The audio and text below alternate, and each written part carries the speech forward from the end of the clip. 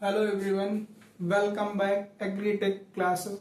My self Kapil Yadav. मैं आज आपको पढ़ा रहा हूँ गेट मैथ्स में टॉपिक जो हमारा है डिफरेंशियल इक्वेशन में हमारा टॉपिक है एलडीई, जिसे एलडीई हमारा शॉर्ट फॉर्म है। एलडीई का फुल फॉर्म होता है linear differential equation. Linear differential equation क्या होती है इसके बारे में हम आज डिस्क्राइब करेंगे और इसका एक न्यूमेरिकल और इसका कॉन्सेप्ट अच्छे से गेट में हमेशा याद रखना है। गेट की तैयारी करने से पहले चाहे जो भी हो, अगर आपका मैथ्स में कॉन्सेप्ट क्लियर है तो आपको न्यूमेरिकल लगाने में दिक्कत नहीं होगी। यानी आपको पहले कॉन्सेप्ट क्लियर करना है। पहले जो हम जैसे हम कोर्स पढ़ा रहे हैं इससे हमारा क्या होगा, कॉन्सेप्ट क्लियर होगा। इसके बाद हम लाएंगे एक प्रीवियस ईयर की सीरीज जो जिसमें टोटल मैथ्स के क्वेश्चन होंगे। हम उनको छांट कर लाएंगे, मैथ के क्वेश्चन जो गेट में आए हुए होंगे। जो आपको कॉन्सेप्ट अगर क्लियर होगा आप तुरंत ही उस न्यूमेरिकल हाँ ये फार्मूला लगेगा, यानी उस फार्मूले को ट्राई करेंगे। अगर नहीं लगता है तो हम बताएंगे, यानी कि हम बताएंगे और लगेगा। कॉन्सेप्ट अगर लगा दिया आपने तो आंसर भी ट्रिक के साथ हम आंसर बताएंगे। चलते हैं अपने लीनियर डिफरेंशियल इक्वेशन। इसमें क्या होता है, ये क्या होती है, हमेशा याद रखना। लीनियर डिफरेंशियल इक्वेशन होती है डिपेंडेंट वेरिएबल।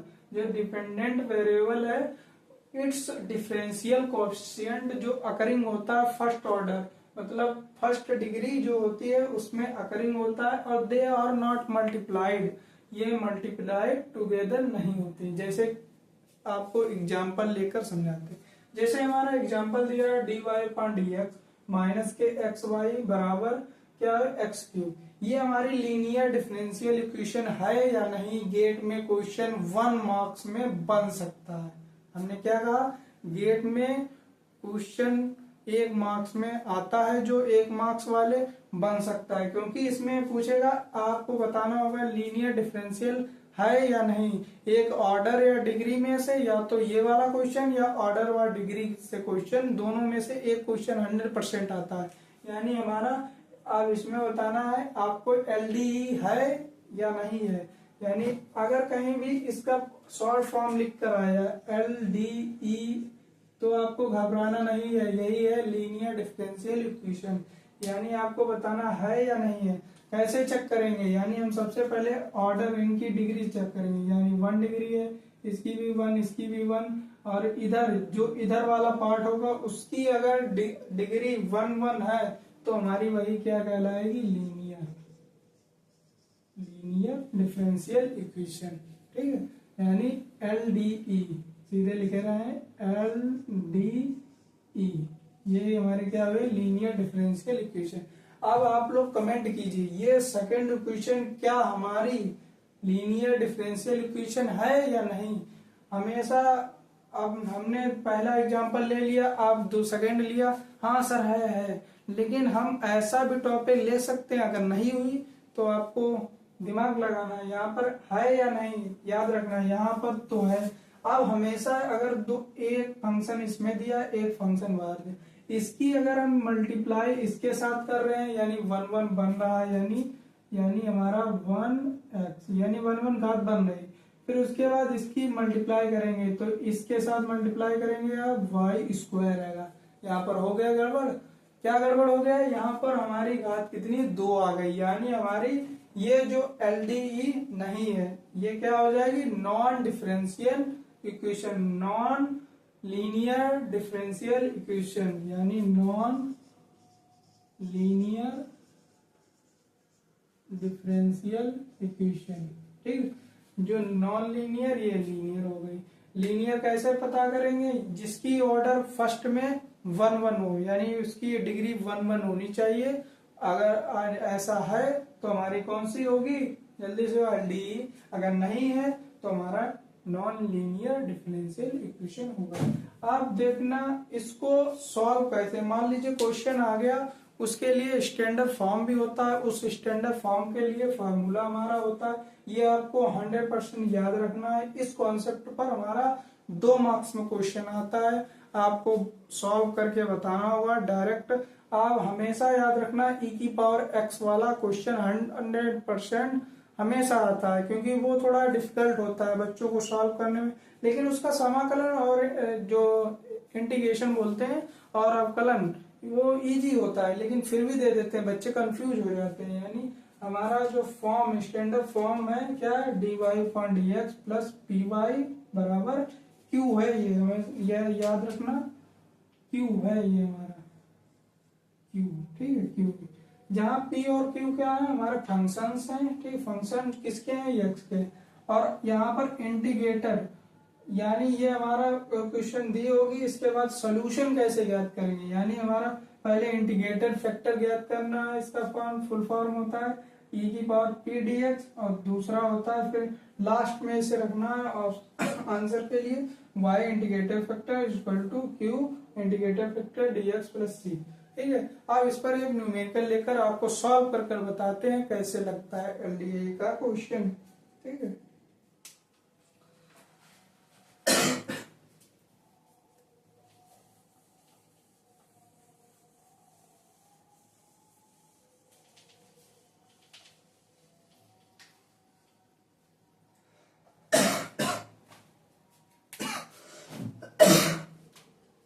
क्वेश्चन हमारा दिया है D Y upon D X, sorry D Y upon D X, फिर प्लस के 2xy, फिर क्या दिया है ई की पावर माइनस एक्स स्क्वायर, ये दिया है हमारा, ठीक है।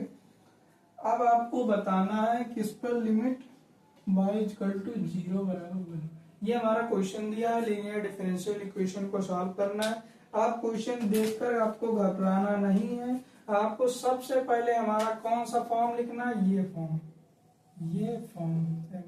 इस फॉर्म को इस फॉर्म से अगर हम कंपेयर करेंगे तो हमारा देखना ये तो ऐसे रहेगा, फिर यहाँ पर y ये हो गया, यानी हमारा ये किसकी वैल्यू है p की, यानी p की हमारी क्या वैल्यू हो गई 2x हो गई, ठीक है। इसके बाद q हमारा क्या दिया, q आपको दिया है e की पावर माइनस एक्स स्क्वायर दिया है। अब आपको क्या करना, ये हमारा फैक्टर खत्म हो गया, दूसरा फैक्टर ये है इंटीग्रेटर फैक्टर निकालना है, यानी i डॉट एफ, अब e की पावर, अब ये यहाँ पर दिया है p क्या है हमारा ये 2x dx। अब आपको हमेशा आपको अवकलन करना हमेशा ही बताया है, तो अवकलन यहाँ 2x का, सॉरी हमने देखा नहीं, यहाँ पर इंटीग्रेशन है, इंटीग्रेशन करना है, यानी आपको 2x का इंटीग्रेशन करेंगे, क्या आएगा जल्दी से कमेंट कीजिए, 2x का इंटीग्रेशन, ये कैंसिल हो जाएगा और हमारा क्या बचेगा e की पावर एक्स स्क्वायर, क्योंकि आपको पता ही हुआ है x का क्या होता है एक्स स्क्वायर बाई 2, यानी 2 पहले से दिया था, 2 हमारा कैंसिल हो गया, e की पावर एक्स स्क्वायर आ गया। अब हमारा ये फैक्टर भी सॉल्व हो गया। अब हमारा ये सोल्यूशन थर्ड फैक्टर में क्या है y, आपको y की जगह पर y ही रखना है, थोड़ा ही मार्कर चेंज कर लेते हैं, मार्कर चेंज कर लिया। इंटीग्रेटर फैक्टर IF हमने क्या निकाला e की power X square, integrated factor हो गया।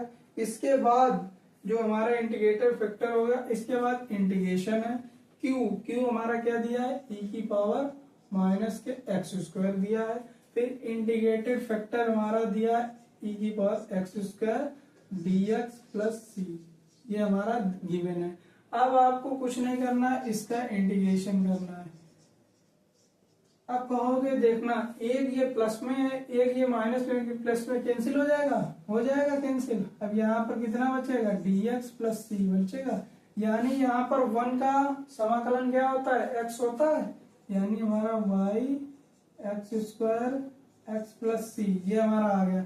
अब यहाँ पर y की वैल्यू कितनी आएगी, आपकी y की वैल्यू आएगी, यानी y की हमारी वैल्यू कितनी आएगी, कमेंट कीजिए y की वैल्यू कितनी आएगी, जल्दी से बताइए। y की वैल्यू हमारी आएगी e की पावर एक्स माइनस, अब कहेंगे ये सर माइनस में कैसे आए, ये हमारा फैक्टर इसके नीचे आएगा, यानी अपॉन में प्लस का आएगा, ऊपर जाएगा माइनस का, ये हमारा फाइनली आंसर नहीं हुआ क्योंकि यहाँ पर लिमिट दी थी। लिमिट क्या दी थी, y equal to 0 equal to 1, यानी ये x की वैल्यू दी है 0, यहाँ पर x की जगह पर 0 रखना है, y की जगह पर 1 रखना है। यहाँ पर 1 रखेंगे, ये 0 रखेंगे, प्लस c रखेंगे। अब e की पावर x की जब 0 का मान 1 हो जाएगा, यानी हमारा c बराबर कितना निकला, 1 निकला। 1 निकला। आपको कुछ नहीं करना है, इसी वेक्टर में c की वैल्यू रख देंगे, x प्लस 1 और e की पावर माइनस एक्स स्क्वायर। यही हमारा फाइनली आंसर होता है, ये हमारा फाइनली आंसर।